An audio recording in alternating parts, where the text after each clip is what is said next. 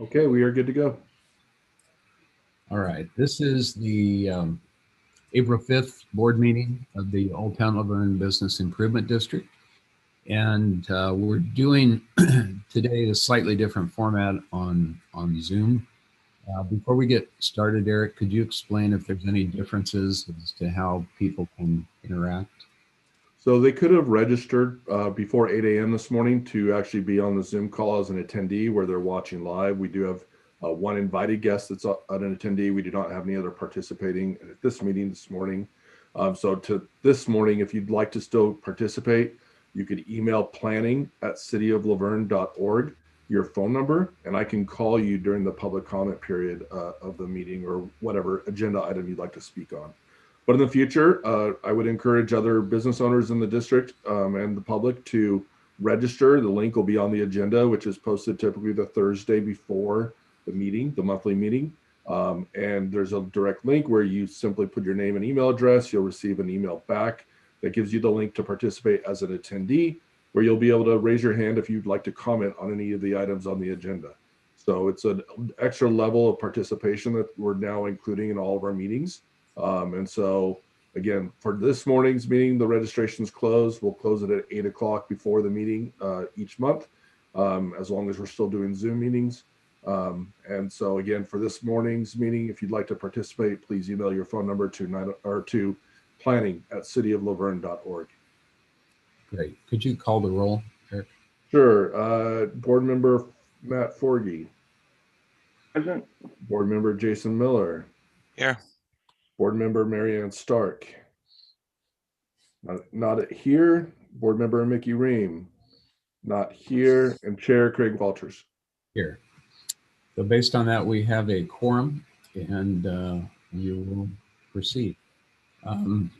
Before we get on down to the minutes, any comments on the calendar items at this point? No, we will be talking about the Cool Cruise right after the minutes. So very good. We have two sets of minutes we need to approve or correct for February 1st and March 1st. Do we have a motion to do that? I will make a motion to approve. I'll second. Moved and seconded. All in favor? Aye. Aye. So moving on down to Main Street closure. Actually, do you want to do that, or do you want to go the Cool Cruise? I was looking the wrong thing. Cool Cruise. Yeah. So as the board knows that we did, the city council did approve the 1-year extension of the contract for the Cool Cruise event. So that is moving forward. And the promoter is looking still to have the rescheduled Cool Cruise from 2020 to be held in September. He was between dates, and he had asked Craig and I about if there was a preferred date. Obviously, we wanted to bring that date back to the board to make sure there was no concerns, but he is currently promoting the rescheduled Cool Cruise for September 11th, which is a Saturday, to occur. And the plan would be still to have the cruise in Laverne in November 20th, and then also Cool Cruise 2022, about a year from now. So we just wanted to confirm that the board didn't have any concerns about having the Cool Cruise on September 11th, as he's currently promoting. We will let the council know. They don't need to sign off on it, but just wanted to get your concurrence on that. And obviously, 9/11 is a significant day, and our understanding is Craig would incorporate that into the program and recognize that in whatever way they deem best. So I will make mention, you all received public comment that we received over the weekend. One of the comments was on this item and asked to not allow it to occur on the 11th. So just wanted to bring that up. Well, I think just a little further on that, he mentioned that incorporate it, right? To at least recognize it and honor it. Yeah. So yeah, it's fine. That's a good point. So Matt, Jason, any comments on proceeding? Now, all of this is contingent on the county and the city allowing this to happen. There's also the issue that Craig Hosell brought up at the last meeting about having B Street closed impacts the footprint of this would require probably, well, they usually use the library parking lot, but it would definitely, I think, require that. So yeah, there's still a lot of contingencies here or what ifs. So based on that, any comments? For us, it's on a Saturday, and we do envision having campus return in August. So should not be impactful for the weekend. We should be okay. Okay. I don't see a harm in having it on the 11th. But is there a reason we chose that date over another Saturday in September?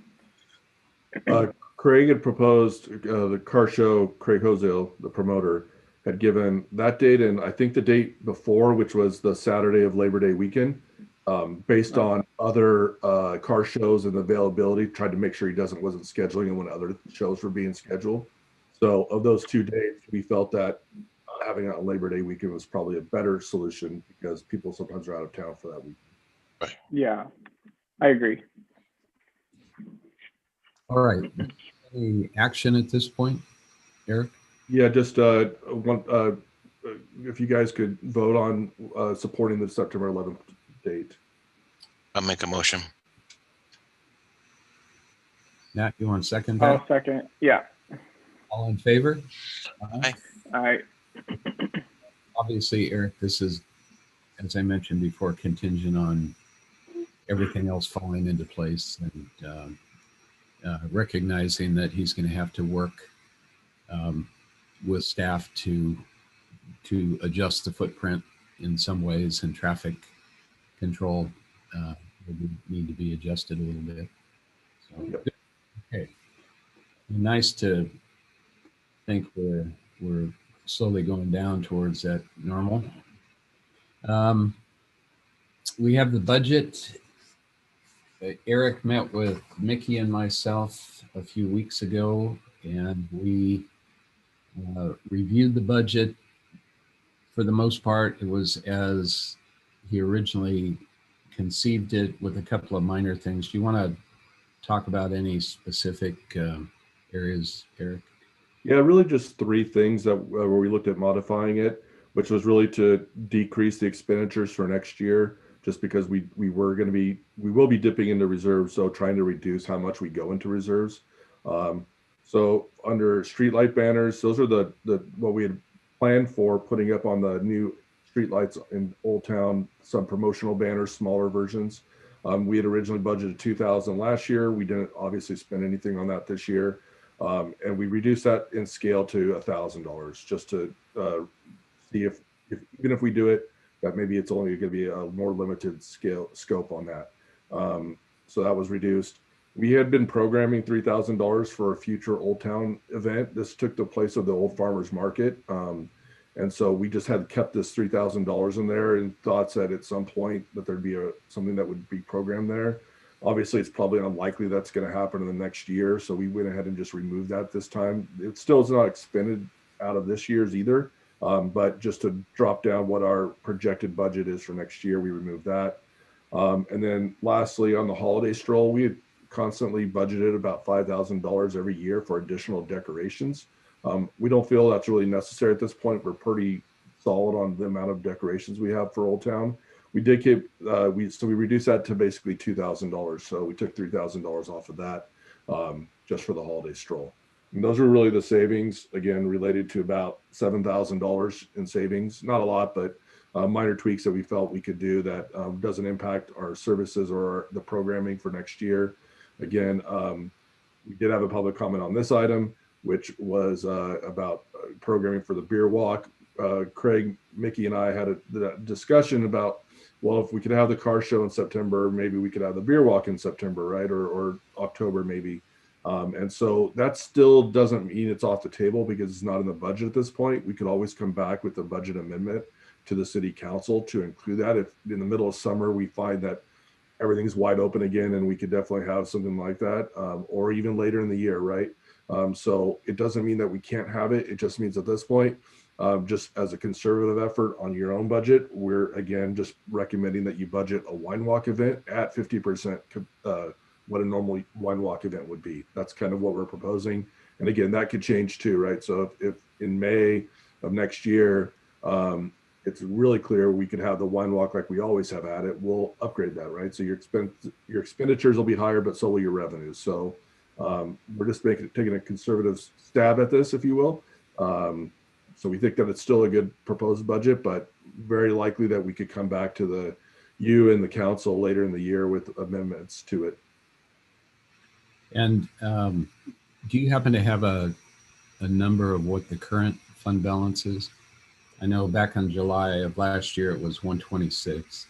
Yeah, so I expect it to be, so again, for this current year, we're showing a difference between our expenditures and our revenues of about $6,000. So I'd imagine it's going to be about 120,000 at the end of this year. So we do still have considerable reserve in there. I'd mention one other thing. Assuming that the car show goes this September, that means there would be 2 cool cruises in one fiscal year, but it doesn't impact the budget because the one that didn't happen a few months ago, or didn't happen this year, was already paid for, right, Eric? Correct. So it's only one charge for one show, and we get 2 events. Comments? One other thing I'd add also that we had a discussion on, so under your capital outlay, you still have $20,000 devoted towards the Monero Square project, which we are moving forward with. And then also $20,000 for the expanded street, the tree lights and the conduit and all that we've been discussing pre-COVID. Obviously that project took a backseat, but we're still programming it there.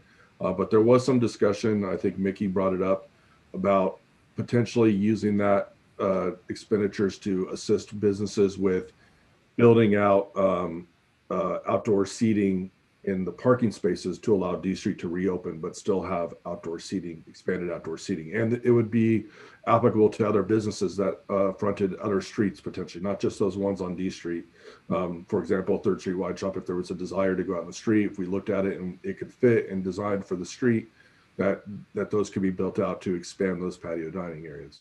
The big question is how long ABC is going to allow those expanded areas to be utilized. But and these are expensive build outs too. We know that they're pretty pricey, and we're going to talk more about that on the D Street conversation. But just the fact that $20,000, the board might want to, and it would come back to you, but you might want to reappropriate those dollars towards assistance with those build outs if you felt that was a higher priority than the lights and the trees. But for now, we kept them with the lights and the trees for that project to move forward. It is also still in the city's capital improvement program plan for next year to still do that work. So for the time being, everything's status quo, but just identifying that might be a modification that you might want to choose on doing once we get a little further down the road. Good. So that's not something we would vote on now or recommend The now. budget now shows the 20,000 going towards the tree lights. Okay. And there would still be remaining reserves, and assuming, at some point we're going to get back into business with the wine walk, et cetera, generating some additional funds. So any comments on the budget as Eric detailed?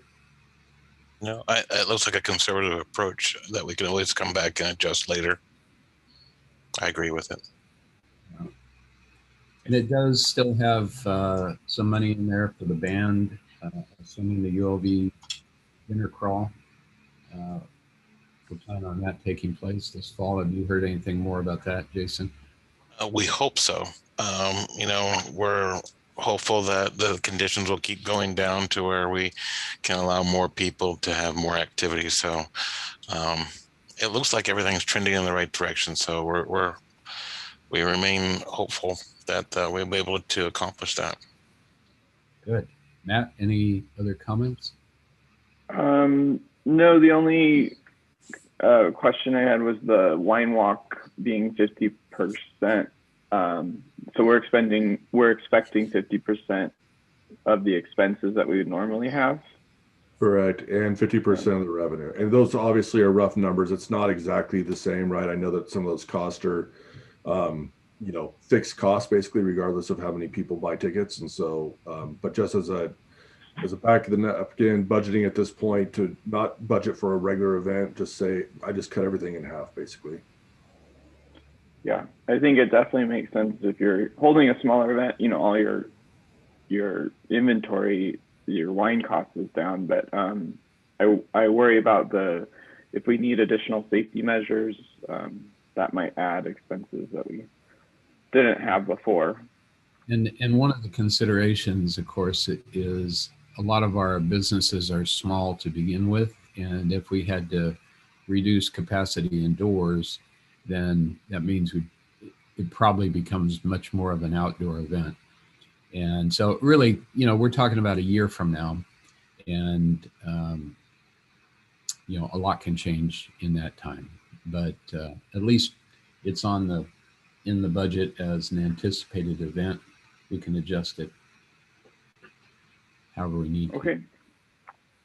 Do we need to approve the budget? It's a recommendation. The council is approving body for your budget, but yes, would like a vote for a recommendation to approve the budget as proposed. I'll make the motion to make the recommendation. I'll second. All in favor? Aye. Aye. All right. I sense a trend here. We're pretty easy.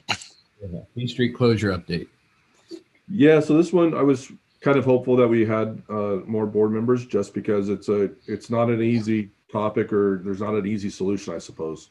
The street's closed, and we haven't identified an exact time when we think that the street should probably be reopened. And obviously putting out that notice and getting everybody prepared for that. So obviously we're now in the orange tier in LA County as of today. There's the yellow tier. Orange and yellow tier are both allowed the same amount of indoor 50% occupancy for restaurants. So there's really no difference between those tiers. But it's possible, if things continue to trend the way that they are, that we could be out of the yellow tier, early as about a month from now. And to where is that the key? Trying to get a discussion going on when is the time that we think that the street should be reopened. I've heard through the rumor mill that there is some kind of petition being circulated to reopen the street now.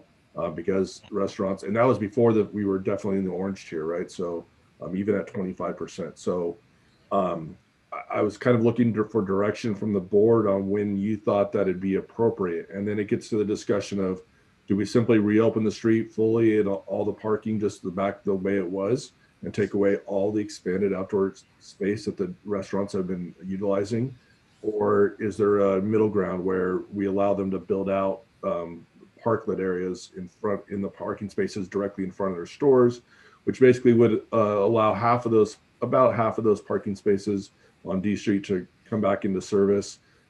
There's more of a safety concern with that, because we have cars traveling right by these outdoor areas where we don't have that today.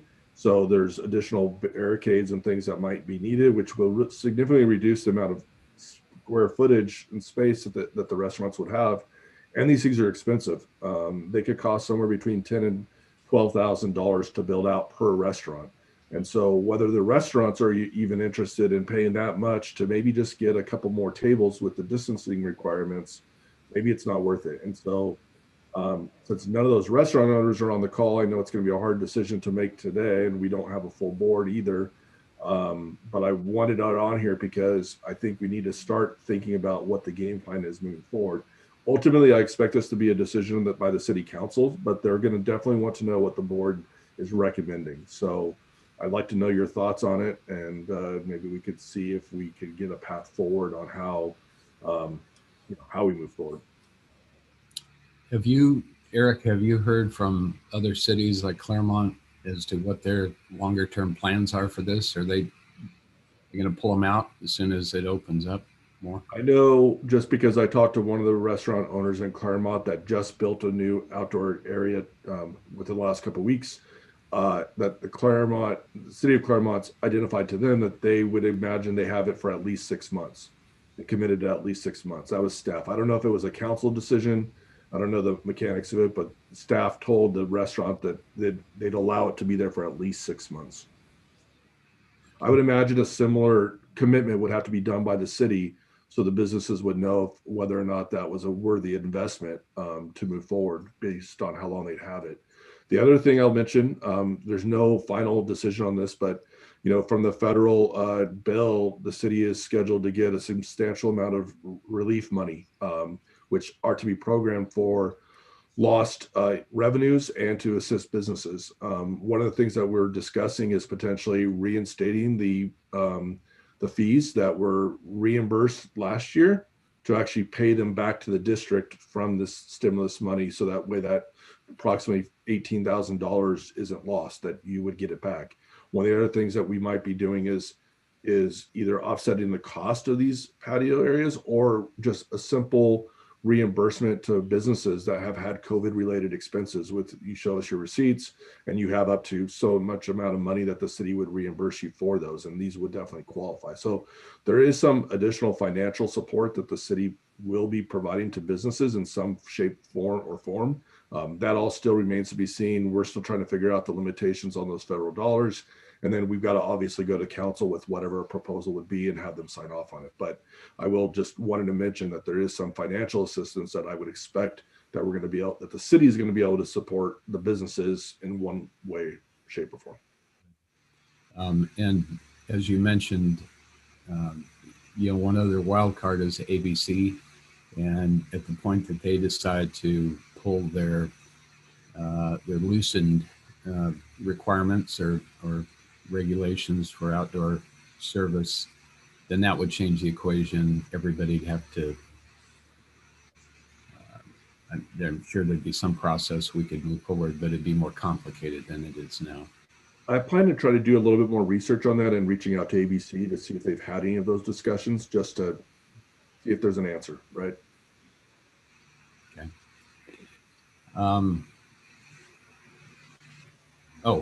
Just one little comment up front. Having the street closed almost feels like just a fairly normal thing now. From a visual standpoint, there's no question that if you drive through Claremont and you see their patios out there, it's just a much more aesthetic environment. I love having the increased number of people out on the street dining, and it seems like it's more people walking around. But at some point, there's no question we need to get back to where the street is open. And but if there's a middle ground of being able to maintain some of this outdoor dining, certainly along the sidewalk, but for restaurants that haven't taken advantage of that yet, we could encourage that. But these little patios are really pretty aesthetically pleasing. So anyway, what are your guys' comments? I think as long as there's a restriction to having indoor dining, I think we need to provide that option of having outdoor seating.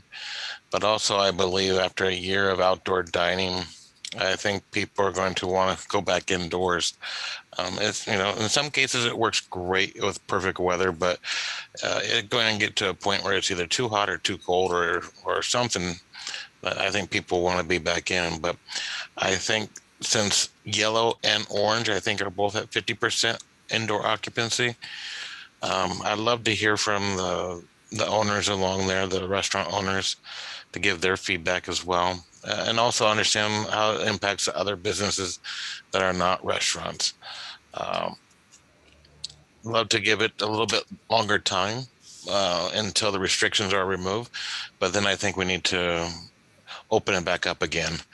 And Craig, I think you're right. If there's an opportunity to create some outdoor opportunity out on the curb, I think that might be on the sidewalk there. I think that might be a good option, but I hate to lose parking because as we all know, parking will be at a premium once this pandemic opens back up again. The pandemic goes away and we're all open back up again. So we're going to have everybody out and about and driving and parking. So I hate to sacrifice any parking in the long run and be a problem for those businesses.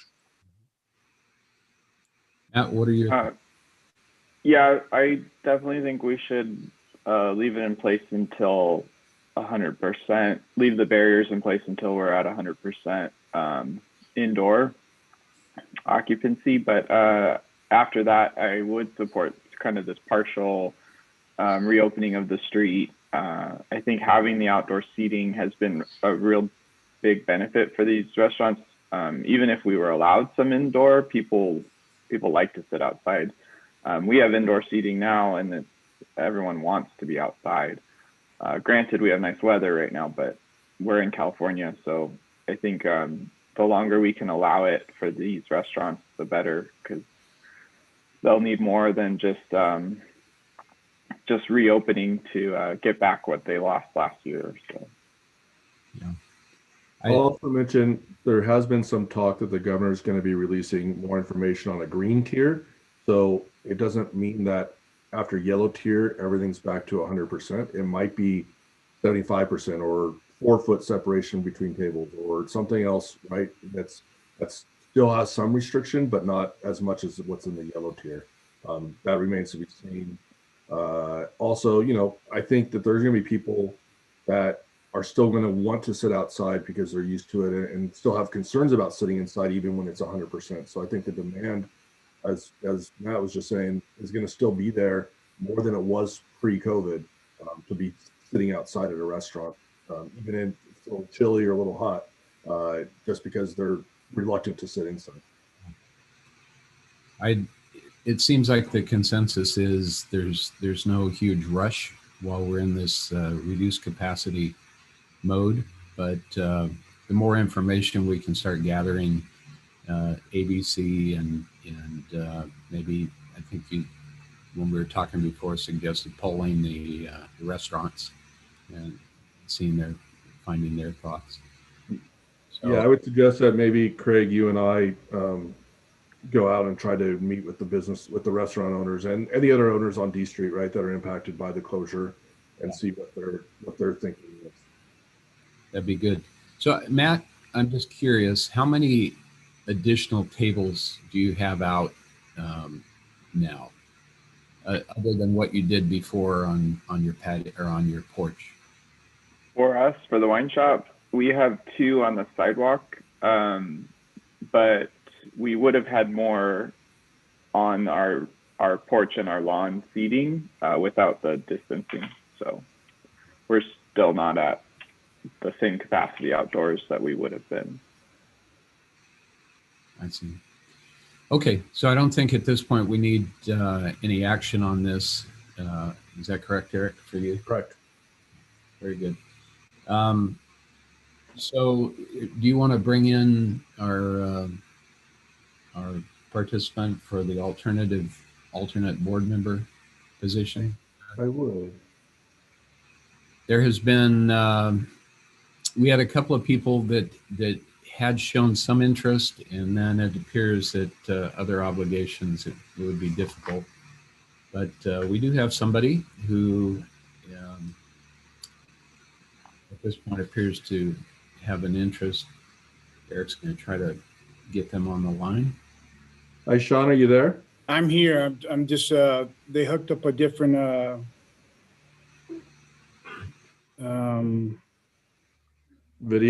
Video thing to my computer, so I'm trying to see if I can get it. There we go. There you are. Well, welcome. Thank you. Welcome, gentlemen. Thank you. Yeah. Sean is married to Dory Franco, who has been longtime at Chase's manager, now owner. Sean, you want to give us a little, just quick background on yourself and your interest in participating? Sure. Well, so currently I'm a high school teacher. I'm actually here in my classroom right now. That's what you see in the background. I've been teaching for 18 years. I teach at Ontario High School in Ontario course for Chaffey Unified.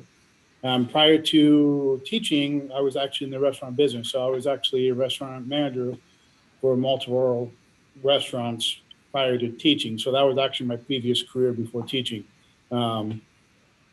Obviously, my wife and I took over Chase's officially as of March 1st. My wife is pretty much running 95% of the business, and I'm kind of doing the paperwork and the marketing and doing a lot of stuff. And the community outreach is the other part that I'm going to be kind of in charge of or taking, care of. I like doing this stuff. I like being out in the community and community outreach and, dealing with all those different things. And so, her and I discussed it and said, I'll do this part. As far as joining any boards or, Chamber of Commerce or anything like that, I'm going to be the go-to person for those particular things. That way she can just focus solely on the restaurant and running the operations of the restaurant. So, so we're excited. We're excited to continue with Chase's and, hopefully build it. And we look forward to the relationships with that we're able to build. My wife and I, we live in Laverne. Our kids my daughters are freshmen at Bonita. My other daughter's in 6th grade at Ramona. So we're invested in the community. We're invested in Laverne. I mentioned that I used to actually work for the city of Laverne back in my early 20s. I worked in the community services division. So, Billy Gary was my boss back then, and he's still there now. So I have a lot of ties to Laverne, and so which makes it really exciting, to be on this new journey, on this new chapter for us. And even though I haven't been directly involved in Chase's, my wife has obviously been there since inception when they were next to the wine shop.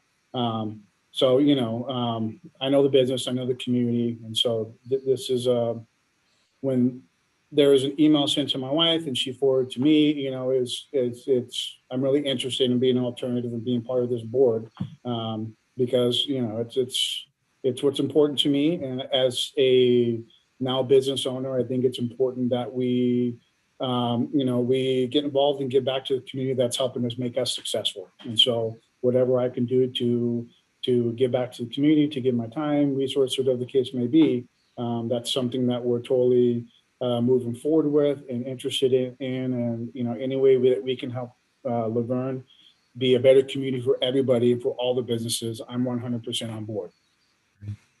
Well, Chris Gendro was a big presence in Old Town in multiple ways. Yes. And, he was a good promoter for the businesses. And, obviously Chase's is at a key spot and, just a key business in Old Town. And so personally, I think having you guys, more closely involved with the district would be great. It's not an overwhelming commitment on your part. We meet once a month. Occasionally there may be a special meeting, but that's rare. And then beyond that, the other things that we get involved with are obviously the events like the wine walk and beer walk and our holiday open house event and a few little things like that. But for the most part, I think the biggest part is just being able to represent the interests of the businesses. I don't know if you've been listening through the whole meeting, but talking about issues like D Street closure, very tangible, impact to all of those businesses. And, those kind of things, it's important to have business owners represented on the board. So Matt and Jason, did you have any questions for Sean? I do have one question. With your current job in Ontario, are you able to commit to the timeframes of one meeting per month? I think it's at this time every first Monday of the month. Just want to make sure that you're available at that time frame and not have classes. So you guys know right now that with the way schools are working, we're going back to hybrid learning. So the way my district works is that Mondays are like our prep days. That's where we have meetings and things like that. I don't have students on Mondays. So to be able to attend a meeting at 8:30 on a Monday morning, once a month, isn't going to be an issue. Now, going back in the fall, if we decide to go back 100%, then I guess I'll have to reevaluate that at that point. But right now, from now up at least until August, I'm good to go on Mondays. Okay. Yeah. Yeah. So being tied to Chase's is great. But I think just for the board and for diversity, having that really what need someone with that voice here. So just to encourage you to use it. And Sean, I would say that the way this works is we have 5 members of the board plus an alternate, and the reason the alternate was added a few years back is there were times where we wouldn't have a quorum. We wouldn't have 3 board members, and so we couldn't conduct business. The alternate gives us, an extra person that can make that quorum. So on a practical note, though, even, unless it's a situation where we are short of quorum, even if you weren't able to make every meeting going forward, and Doris, once in a while, just to represent, that side and that voice, I think bottom line is we want as much participation as possible. And since we went into this virtual mode, our participation has dropped tremendously. There are obviously some who watch or listen to the meetings, but the participation is difficult. And we would average maybe 15 people or more on a in-person meeting before this happens. So we want as much participation as possible. It's the business's operation, organization. We control, really, even though the city council determines the actual budget, how the money is spent, they take our input on all of that. So it's very important that we, have a strong voice in that. If there are no other questions, entertain a motion to recommend to the city council to appoint Sean as the alternate member. Make a motion. And I'll second. Jason, would you mind reiterating in that Matt, I know this was done once before, but it was quite some time ago, that Matt be made a one of the 5 regular members? Yes, I'll make the motion for that as well. And Matt, you second that? Yes. All in favor? Say aye. Aye. Aye. Very good. All right, Sean. So you're in charge now. Great. Welcome. So Appreciate it, gentlemen. I'm just curious. So in the fall, is your district planning on being back 100%, or what are they saying at this point? Right now, there hasn't been any word for fall. Right now, we're trying to, all the districts are starting a hybrid model right now. And so, I think there's just that anxiety about what's going to happen with that. Is it going to work? Is it not going to work? And so we haven't had any discussions regarding what's going to happen in the fall. Obviously, what tier we're at, green, yellow, red, those things will play a role. I will tell you, this is just from a personal note, I will tell you that the district teachers, we want to be back 100%. All my colleagues, we want to be in the classroom with 100% of our students. We realize the pitfalls and the issues we're having with the online learning. But it's not our choice. It's based on, we have to go by the CDC guidelines, and wherever those are is what we do. But as far as right now, no word for the fall with any district in the state of California. I think what they are anticipating is doing a hybrid model right now, and maybe start the year off with a hybrid model, hopefully move into a full-time with the students. But, don't quote me on that. That's just kind of what I see happening. Great. And what do you teach? I teach high school English. I teach juniors and seniors. Excellent. So good times. Welcome aboard. You'll Thank you. from when the city council approves and information from the city.